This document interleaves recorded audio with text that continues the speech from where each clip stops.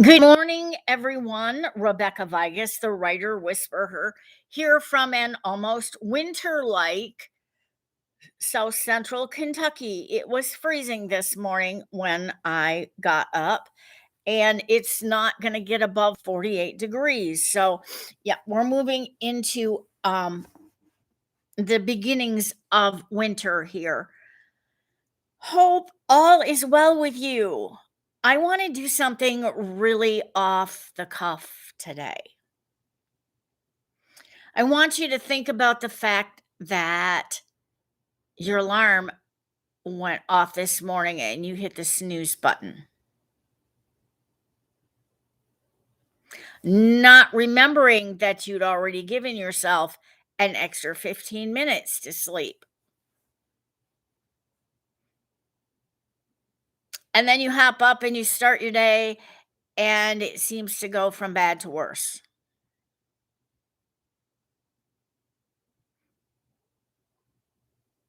Your over easy eggs you were making for breakfast are now hard, and you hate hard eggs.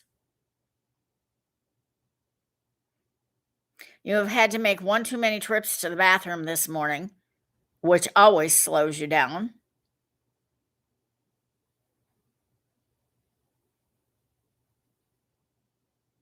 You didn't pull out and prepare for this morning's meeting or whatever it is you were attending. Um, this morning's class lessons aren't exactly the way they're supposed to be. Oh, wait. You were thinking of what you wanted to put in the next chapter last night and it slipped your mind. And you're just shaking your head saying, it's going to be a terrible Tuesday. It's not. It's not going to be a terrible Tuesday unless you let it be a terrible Tuesday. Pick yourself up from where you are right this very minute and figure out how you are going to salvage the day.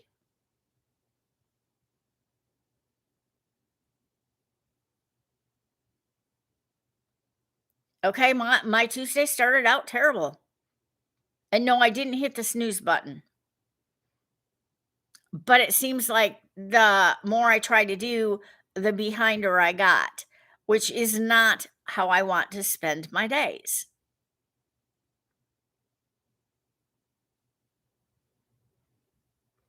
I have a to-do list for today.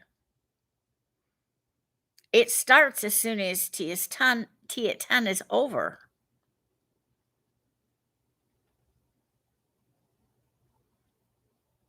But the first thing I'm gonna do on the to-do list is the very last thing on the list. What?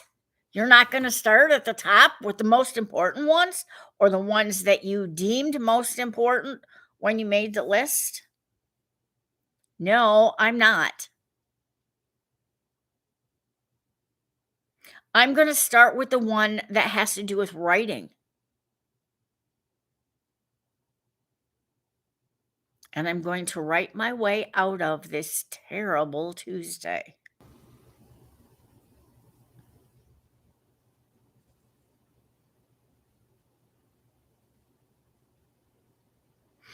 I have plenty of things I can do, and a lot of things I should do.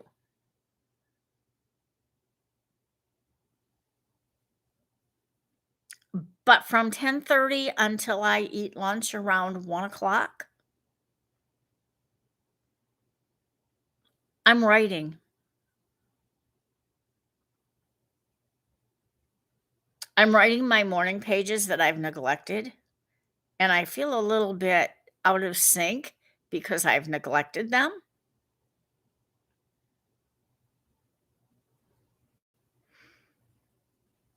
I'm putting my poetry book into the computer because it needs to be done or it won't be ready in January, which is when I want it to come out.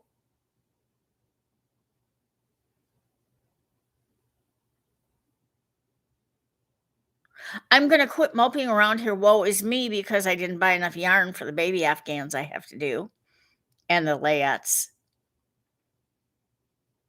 I'm gonna work on the one that needs to be done yesterday.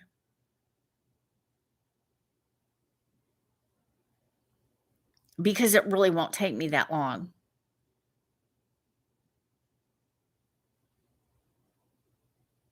And then I'm gonna go to work on the one that I started while I was looking for darning needles and couldn't find them, so I bought some. Only today I'm gonna open up the darning needles, and I'm going to sew up the sleeves so I can finish the baby sweater. Gee, it won't take long. A couple hours maybe. Really? It needs to be done. Babies do. Actually, the baby's overdue, but that's okay. It'll get there.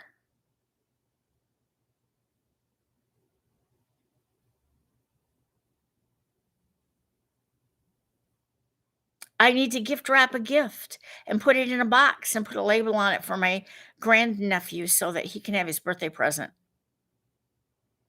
Because when I ordered it, instead of having Amazon send it to his house, I had them send it to mine. Don't know what I was thinking. Life gets in the way of writing, folks. It gets in the way of everything. Life gets in the way of life. What do writers do when life gets in the way? They write. Because it takes them to this other little place that nobody else is in. And it gets them out of their headspace. My headspace, when I sat down here to open up my YouTube screen to come live this morning, was not where it needed to be. It was in that, "Oh my god, I'm late."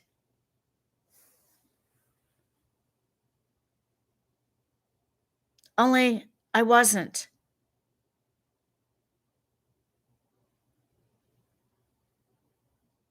And you have a writing prompt. Says, "This morning I overslept and now I'm late," or something to that effect. Take your day from there. Because it can be an awkward day in which every time you turn around, something's going wrong. I've had those days. We all have. I learned a long time ago that I need to write myself out of those days.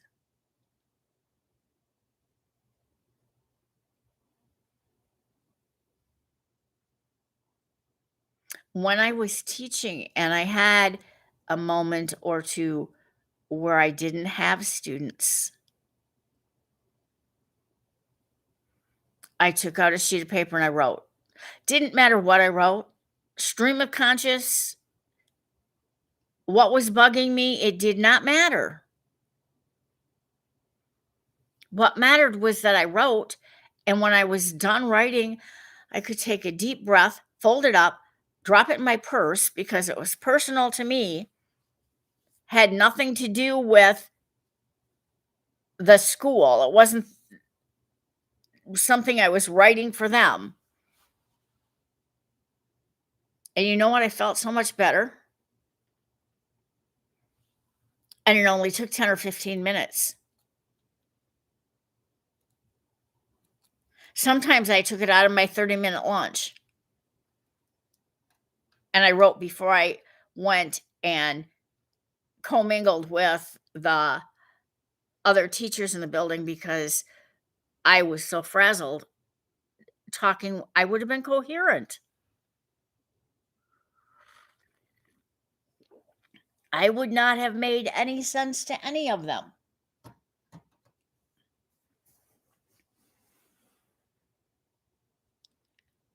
So what do you do on the days when everything seems to be going wrong? How do you get it back?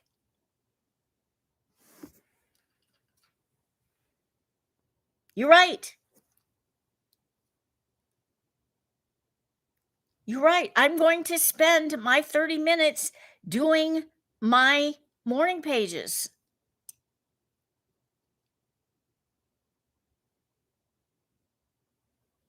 I'm going to set a timer.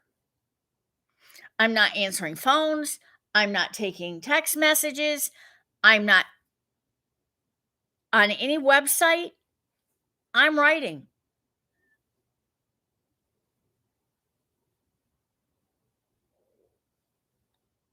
just to do my morning pages because I need those.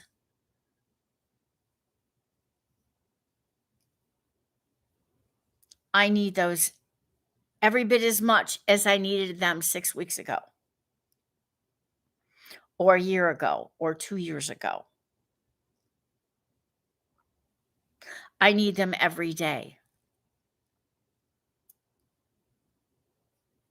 So if that means I have to get up at 7:30 instead of 8 o'clock, I guess I'm gonna get up at 7:30.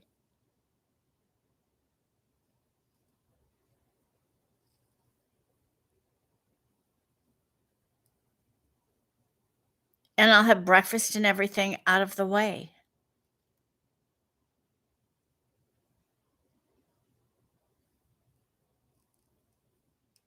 And I won't feel like I'm racing and trying to figure out and thinking of all these miserable things that I think when days go wrong. I'm done. I'm not doing that anymore. I know what works to not do that.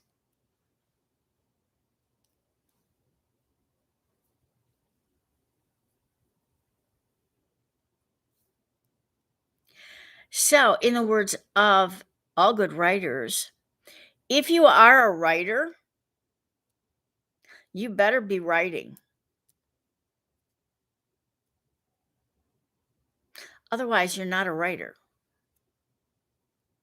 If you are not writing, you are not a writer. Oh, I started this novel 4 years ago and I got the first 3 chapters done and I haven't done anything yet. So, what's stopping you? Why have you not done anything? You have a ton of excuses. You must have.